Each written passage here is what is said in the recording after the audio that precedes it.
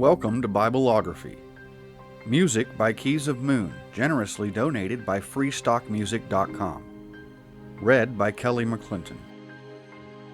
Genesis chapter 10, summary. Genesis 10 is a record of the families of Noah's sons, Shem, Ham, and Japheth. Many of the men mentioned in this chapter are significant because they were the patriarchs of the nations of the ancient world and the founders of historically significant cities. These genealogies contain very important details which help us date the age of the earth. Using the information in Genesis 4, 5, 10, and 11, we can date the creation, the flood, and the rest of the book of Genesis. The genealogical list is in the description below.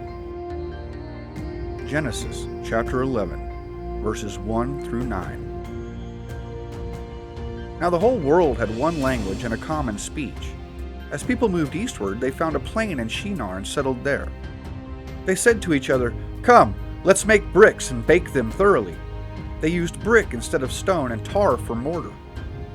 Then they said, "Come, let us build ourselves a city with a tower that reaches to the heavens, so that we may make a name for ourselves. Otherwise we will be scattered over the face of the whole earth."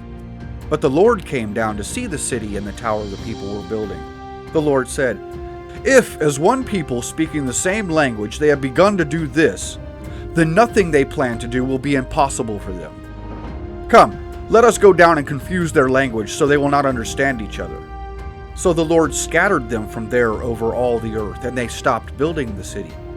That is why it was called Babel, because there the Lord confused the language of the whole world. From there the Lord scattered them over the face of the whole earth.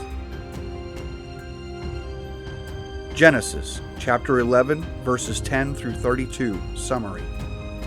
The remaining verses in chapter 11 provide a direct genealogy from Noah to Abram, and then introduces Abram by way of his father Terah. This summarized list is also in the description below. Genesis chapter 12, verses 1 through 20. The Lord had said to Abram, "Go from your country, your people, and your father's household to the land I will show you. I will make you into a great nation, and I will bless you. I will make your name great, and you will be a blessing. I will bless those who bless you, and whoever curses you I will curse, and all peoples on earth will be blessed through you." So Abram went, as the Lord had told him, and Lot went with him.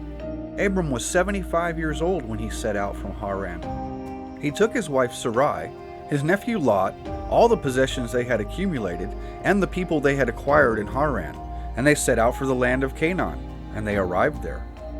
Abram traveled through the land as far as the site of the great tree of Moreh at Shechem. At that time the Canaanites were in the land.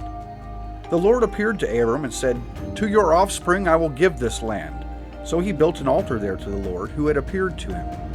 From there he went on towards the hills east of Bethel and pitched his tent, with Bethel on the west and Ai on the east.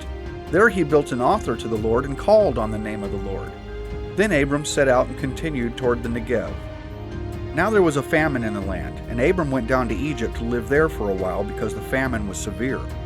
As he was about to enter Egypt, he said to his wife Sarai, "I know what a beautiful woman you are. When the Egyptians see you, they will say, 'This is his wife.' Then they will kill me, but will let you live. Say you are my sister. Say that I will be treated well for your sake, and my life will be spared because of you."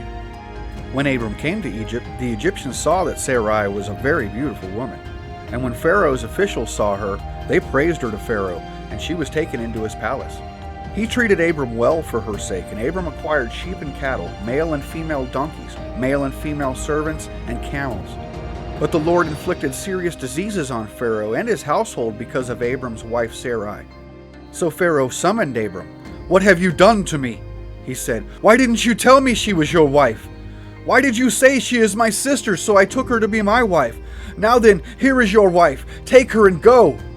Then Pharaoh gave orders about Abram to his men, and they sent him on his way, with his wife and everything he had.